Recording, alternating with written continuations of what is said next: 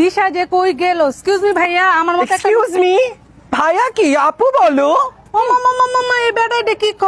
আপু মানে এই বেটা তুমি টিফিস মিন চকির লিগা, এই লেংডি মিন চকির লিগা। সুন্দর লাগছে, আমাকে গর্জিয়াস লাগছে। তুমি কে গো?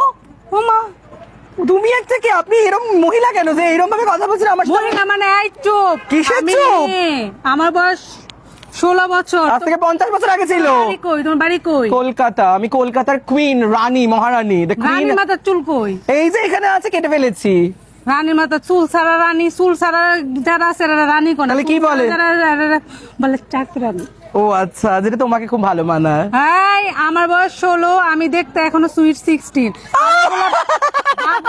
এগুলা বাদ দিয়া আচ্ছা। ছেলেদের জামা কাপড় পরো। কেন গো? হ্যাঁ, না, আর তুমি একটু 16টা ছেড়ে তোমার আসল বয়স 7টা বলো। কেন? আমার 7, আমার বয়স 16, 10 বছর। তাহলে 2 বছর আমিও আগে ছিল, সুন্দর। আরো 50 বছর পরে 16ই থাকবে। তাহলে আমিও সুন্দরী মেয়ে ছিলাম, আপু ছিলাম, 50 বছর অব্দি আপুই থাকবো। বুঝতে পেরেছো? দুনিয়াটা যে কই গেল? এটা কি বলছো?